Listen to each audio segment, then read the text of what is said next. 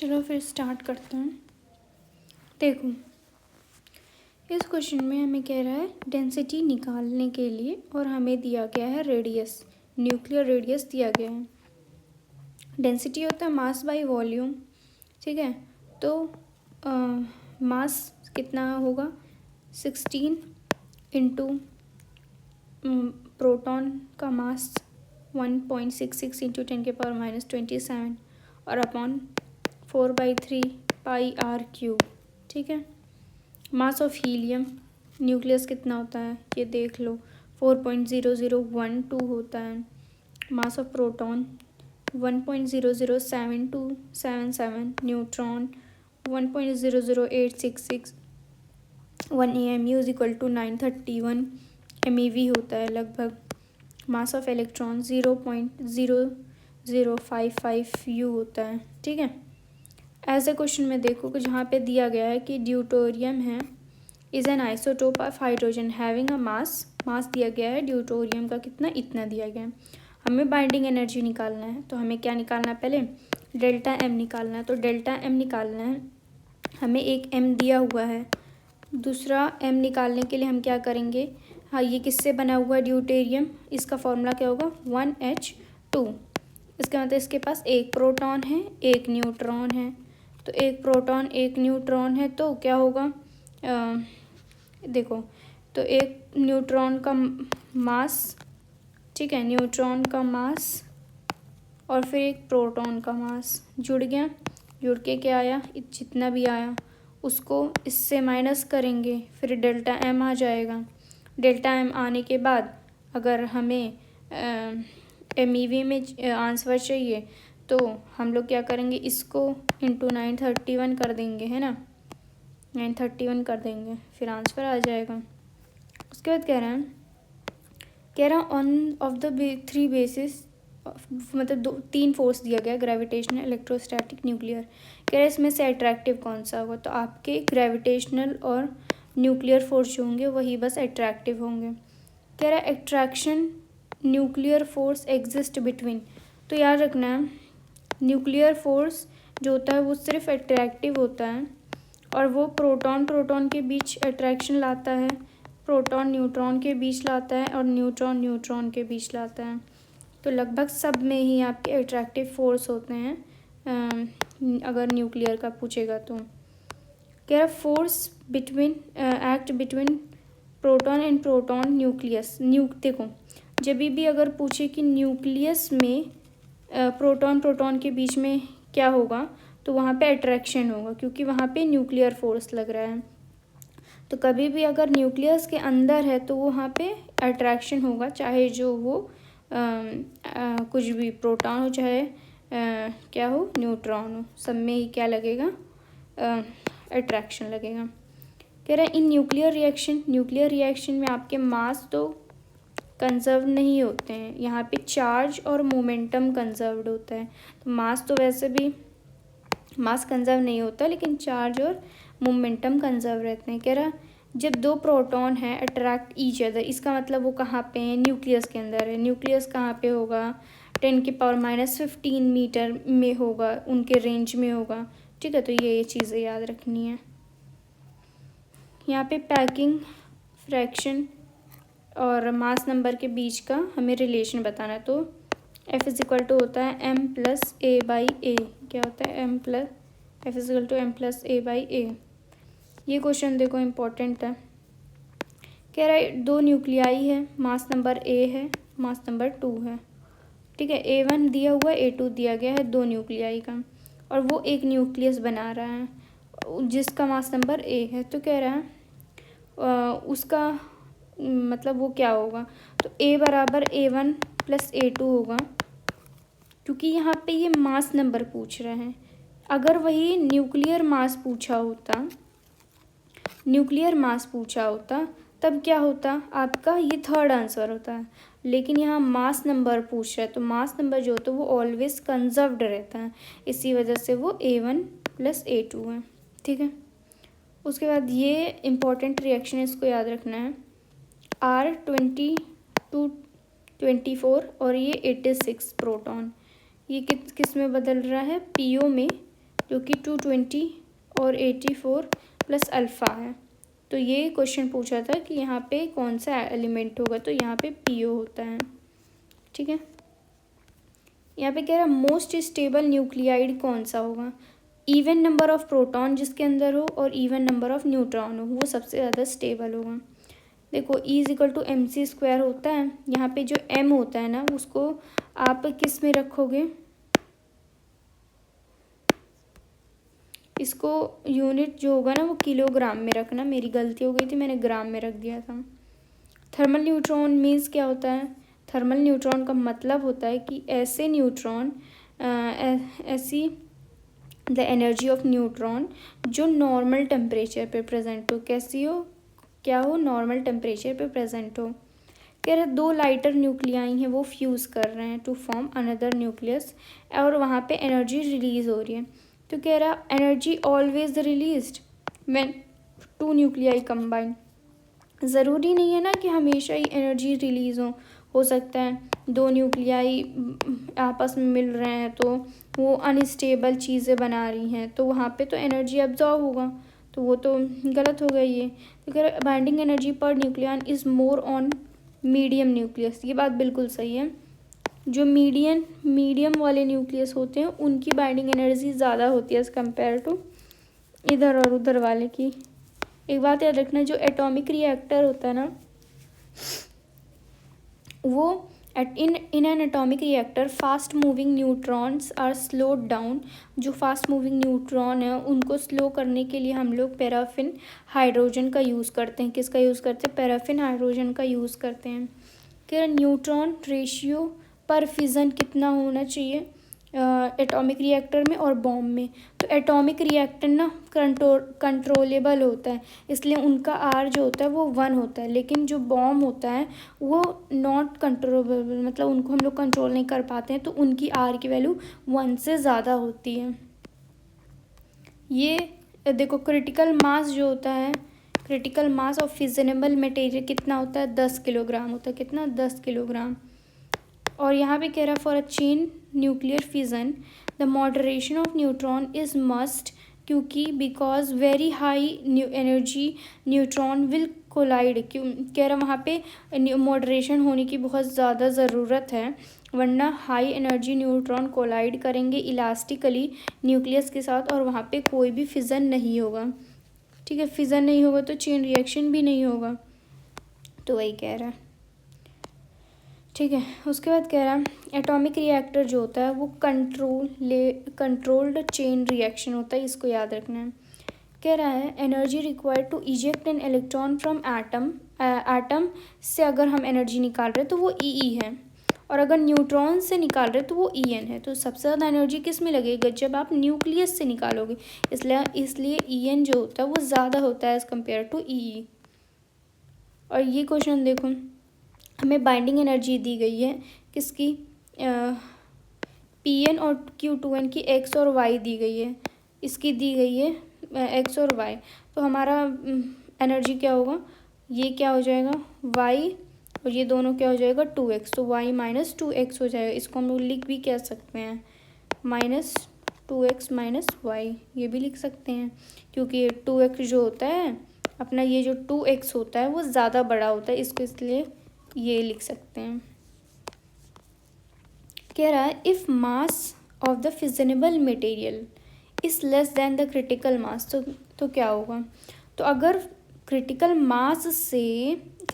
मास से कम है तो आपका कोई भी रिएक्शन वहाँ मतलब चेन रिएक्शन जो होगा वो नहीं पॉसिबल होगा। ठीक है, इम्पॉसिबल होगा।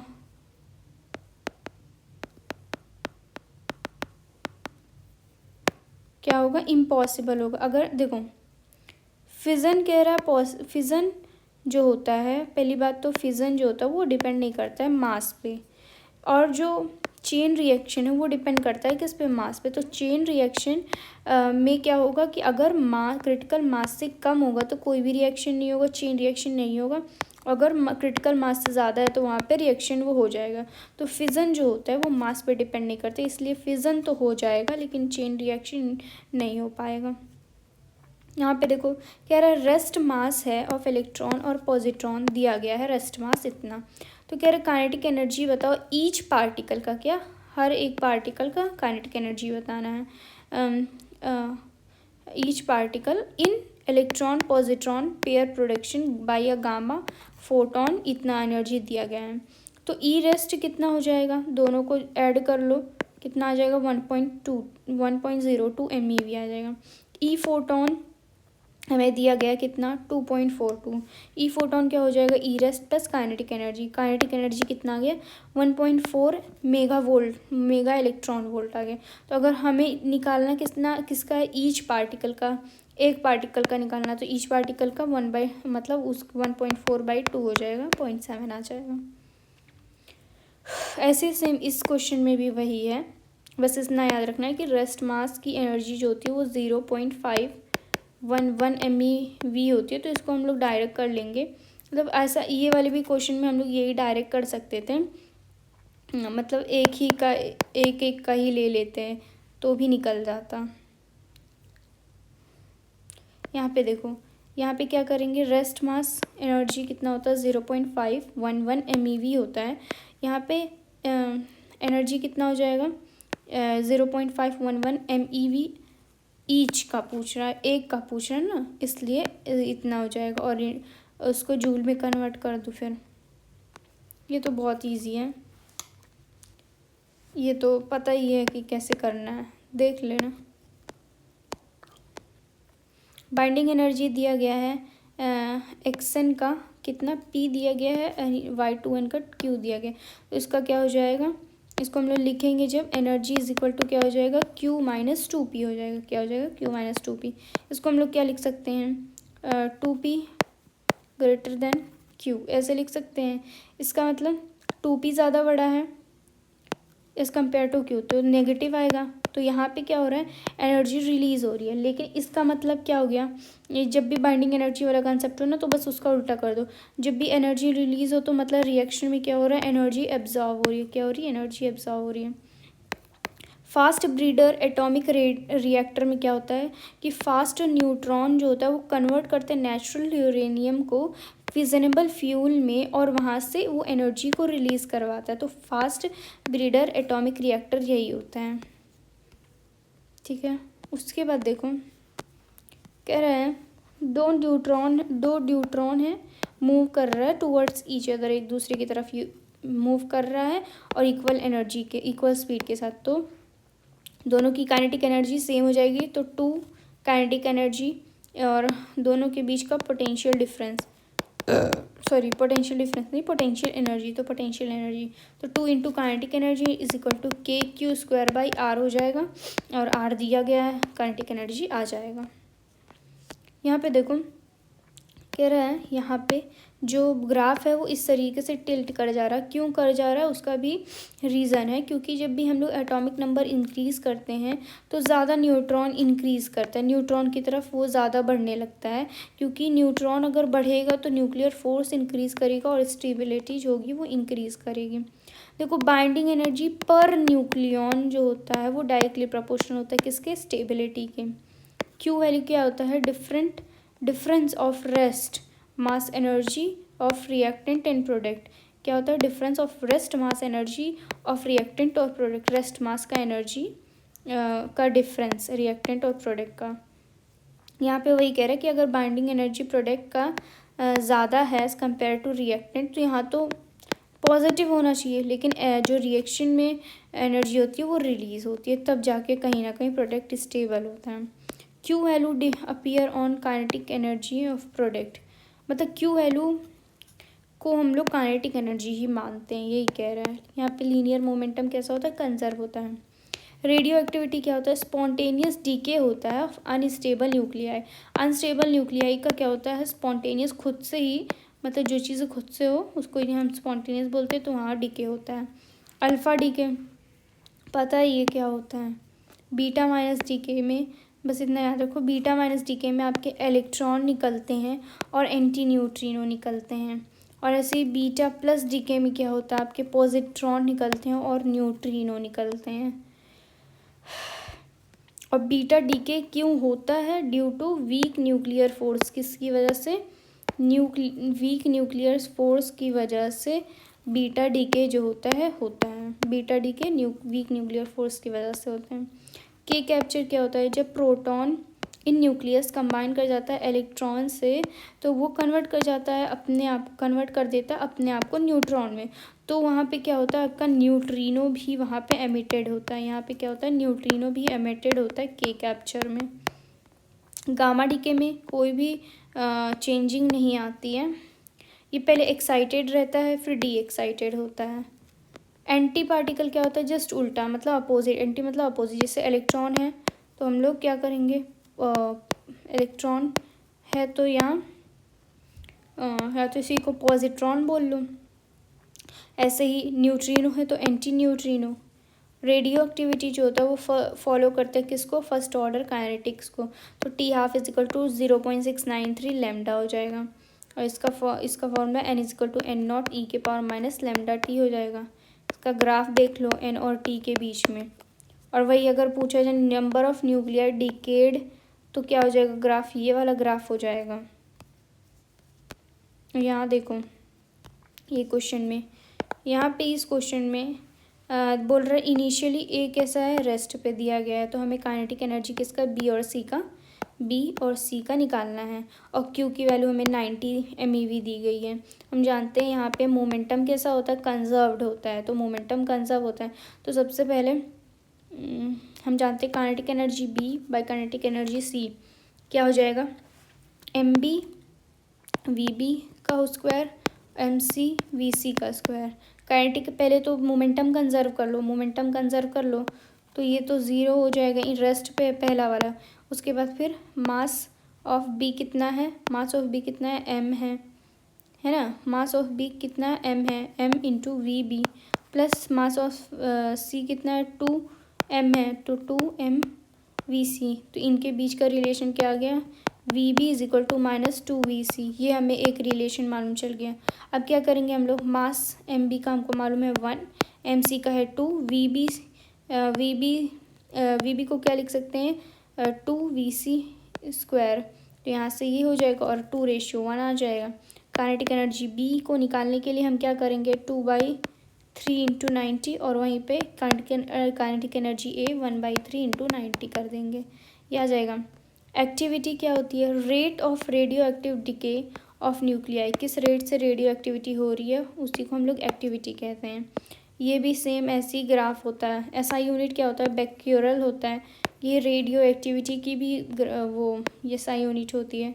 1 बेक्यूरल 1 डीके पर सेकेंड। और 1 क्यूरी भी अपना यूनिट है। बेक्यूरल भी है, क्यूरी भी है। 1 क्यूरी कितना होता है? 3.7 इंटू 10 के पावर 10 डीके पर सेकेंड। एक्टिविटी पर मास क्या होता है? पर मास एक चीज़ स्पेसिफिक कर दिया तो इसी को बोलते हैं स्पेसिफिक एक्टिविटी बोलते हैं। क्या बोलते हैं? Specific activity. उसके बाद यहाँ देखो प्रॉपर्टीज़ ऑफ फोटोन। यहाँ पे कह रहा फोटोन जो होता है उनके पास टोटल एनर्जी और मोमेंटम क्या होता है? कंजर्व रहता है। लेकिन जो नंबर ऑफ फोटॉन्स होते हैं वो कंजर्व नहीं होते हैं। तो फोटॉन जो होते हैं वो एब्जॉर्ब्ड भी हो सकते हैं और न्यू क्रिएटेड भी करे जा सकते हैं। ठीक है। एक्सरे कहाँ से कितने से कितने रेंज में होता है? 10 के पावर -3 नैनोमीटर से 1 नैनोमीटर के रेंज में होता है लैम्डा। और कूलिज ट्यूब को हम लोग क्या बोलते हैं? कैथोड ट्यूब बोलते हैं। क्या बोलते हैं? Cathode tube. एक्सरे को हम लोग रोएंटगेन रे बोलते हैं। यहाँ पे क्या होता है? कैसे एक्सरे प्रोड्यूस होता है? यहाँ पे क्या होता है? ये जो फिलामेंट है इसको हीट करते हैं और यहाँ से आपके क्या होता है? हीटेड फिलामेंट हीट करते हैं एंड वो एमिट करता है क्या? इलेक्ट्रॉन। इस टारगेट पे वो इलेक्ट्रॉन एमिट करता है और वहाँ से वो इधर विंडो पे वो एमिट करता है और फिर वहाँ से वो एक्सरे निकलता है। क्या निकलता है? एक्सरे निकलता है। तो क्या कह रहा था? Filament is heated electrically and it emit electron by thermionic emission. मतलब थर्मियोनिक एमिशन मतलब हम लोग गर्म कर रहे हैं ना, तो इसकी वजह से थर्मियोनिक एमिशन की वजह से वहाँ पे एक्सरे निकल रहा है। ये याद कर लो। और जितने ज़्यादा हम वोल्टेज वहाँ पे प्रोवाइड करेंगे उतने ज़्यादा इलेक्ट्रॉन्स निकलेंगे। कह रहा nature of target used in production of X-ray. X-ray में जो हम लोग यूज़ करते हैं टारगेट, वो हाई सॉलिड होना चाहिए और हाई एटॉमिक नंबर का होना चाहिए, हाई मेल्टिंग पॉइंट होना चाहिए। ठीक है, यहाँ पे देखो इंटेंसिटी और लेमडा के बीच का ग्राफ है ये। आपके कंटिन्यूस एक्सरे और कैरेक्टरिस्टिक एक्सरे दोनों को मिला के बनाया जाता है। यहाँ पे ये इम्पोर्टेंट है। यहाँ पे इंटेंसिटी देखा जाए तो किसका ज़्यादा है, के अल्फ़ा का इंटेंसिटी ज़्यादा है के बीटा से। ऐसे ही लेमडा किसका ज़्यादा है, आपका के अल्फ़ा का ज़्यादा है के बीटा से। कंटिन्यूस एक्सरे पहले देख लेते हैं। यहाँ पे क्या होता है, इलेक्ट्रॉन जो होता है वो रिटार्ड करता है जिसकी वजह से फिर वो एनर्जी को लूज़ कर देता है। किसके फॉर्म में, एक्सरे के फॉर्म में वो लूज़ कर देता है अपनी एनर्जी को। यहाँ पे जो लेमडा मिनिमम होता है वो इंडिपेंडेंट होता है किसके, वोल्टेज और टेम्परेचर के। यहाँ पे लेमडा इंडिपेंडेंट होता है वोल्टेज और टेम्परेचर के।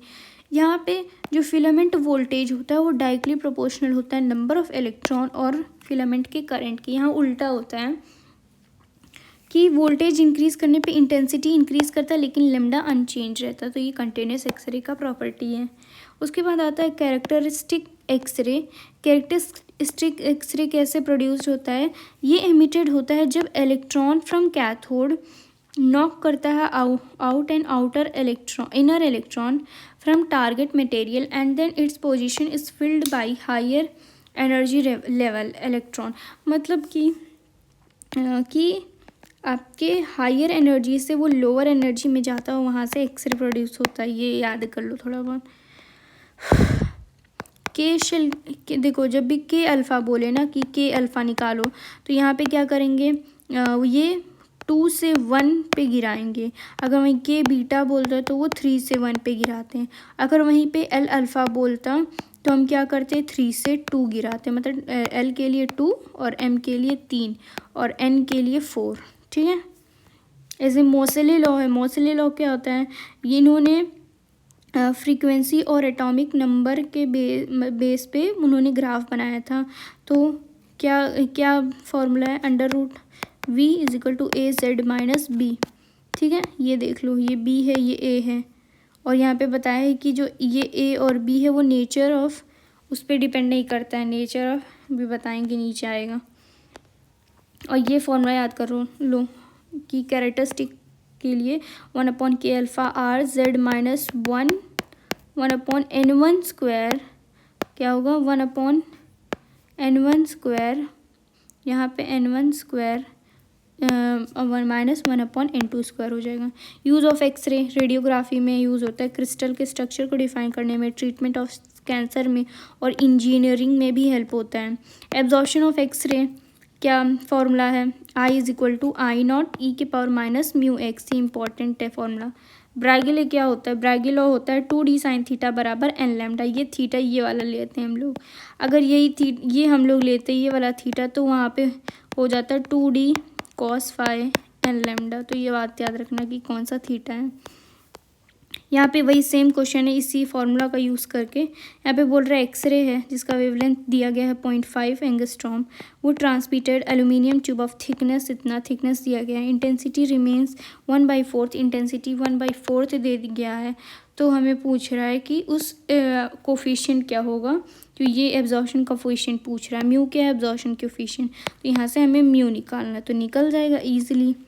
मोज़ेले लॉ में यही अभी को मैंने बताया कि ए और बी जो होते हैं वो डिपेंड नहीं करते हैं, कांस्टेंट होते हैं, ये डिपेंड नहीं करते नेचर ऑफ मटेरियल पे। कैरेक्टरिस्टिक स्पेक्ट्रम में आपके लीनियरली प्रेजेंट होते हैं। और जो एनर्जी होती है एक्सरे की कैरेक्टरिस्टिक्स में वो कैसी कहाँ से आती है, वहाँ पे एटॉमिक ट्रांजिशन होता है, क्योंकि वो लोअर हायर एनर्जी से कहाँ पे आ रही है, लोअर एनर्जी में आ रहा है। इसका मतलब वहाँ पे कुछ एटॉमिक ट्रांजिशन हो रहा है। और कंटिन्यूस एक्सरे में कहाँ से एनर्जी आती है, kinetic energy of the striking electron की वजह से एनर्जी आती है। किससे, kinetic energy of the striking electron से। कॉज ऑफ अभी को बताया कि कैरेक्टरिस्टिक्स एक्सरे का कहाँ से एनर्जी आती है, जब वो इनर्शियल इलेक्ट्रॉन जो होता है वो हायर से लोअर ऑर्बिट में जाता है। कह रहा है हार्ड एक्सरे क्या होता है, उसके पास पेनिट्रेटिंग पावर ज़्यादा होती है लेकिन वेवलेंथ कम होती है as compare to soft x ray. कह रहा है in x ray tube percentage of energy क्या होगी एक्सरे की, वो लेस देन 1% होती है। क्या, लेस देन 1%। कह रहा है एक्सरे एब्जॉर्प्शन किस में मिनिमम होगा, वो आपकी एयर होगी, जिसमें वो पेनिट्रेट नहीं कर पाएगा, BaSO4 होगा। कह रहा है कॉपर दिया गया है और सोडियम दिया गया है, तो कह रहा है इसमें स्टॉपिंग पोटेंशियल किसका ज़्यादा होगा, तो वर्क फंक्शन किसका ज़्यादा होता है, कॉपर का वर्क फंक्शन ज़्यादा होता है, तो स्टॉपिंग पोटेंशियल किसका ज़्यादा हो जाएगा, सोडियम का ज़्यादा हो जाएगा। यहाँ पे कह रहा है मेजॉरिटी ऑफ क्रिस्टल दिया गया है जिसका लैटिस कांस्टेंट दिया गया है 3 एंगस्ट्रॉम। तो यहाँ पे बोला जा रहा है कि the proper X-ray rays studies हम लोग कहाँ कितने रेंज तक हम लोग उसको स्टडी कर सकते हैं। तो कभी भी देखो जो जहाँ तक स्टडी कर सकते हैं लैम्डा जो होगा वो लैटिस कांस्टेंट के बराबर कंपैरेबल होगा या तो कम होगा, तो उससे हम लोग कम की वैल्यू को देख पाएंगे। तो ये सच के कम के वैल्यू को देख लो। एक्सरे डिफ्रैक्टेड होते हैं बाय क्रिस्टल, किसके दूर, by crystal. Which of the following characteristic X-ray increases on increasing number of electron, तो जब नंबर ऑफ इलेक्ट्रॉन इंक्रीज करेंगे तो इंटेंसिटी इंक्रीज करेगा। और नेचर ऑफ एक्सरे क्या होता है, वो गामा रे के बराबर होता है, वो भी अनचार्ज होता है। जैसे एक्सरे जो होता है वो इलेक्ट्रिक फील्ड और मैग्नेटिक फील्ड के द्वारा क्या डिविएट नहीं होता है। कोलिस ट्यूब में जो एक्सरे प्रोड्यूस होता है वो कैथोड रे के थ्रू प्रोड्यूस होता है। एक्सरे जो है वो रोंटेजन ने डिस्कवर किया था। X-ray not used in radar, क्योंकि उसको नहीं यूज़ किया जाता है क्योंकि ये कम्प्लीटली रिफ्लेक्ट नहीं, they are not reflected by the target, ये लोग टारगेट के थ्रू रिफ्लेक्ट नहीं होते हैं। ठीक है।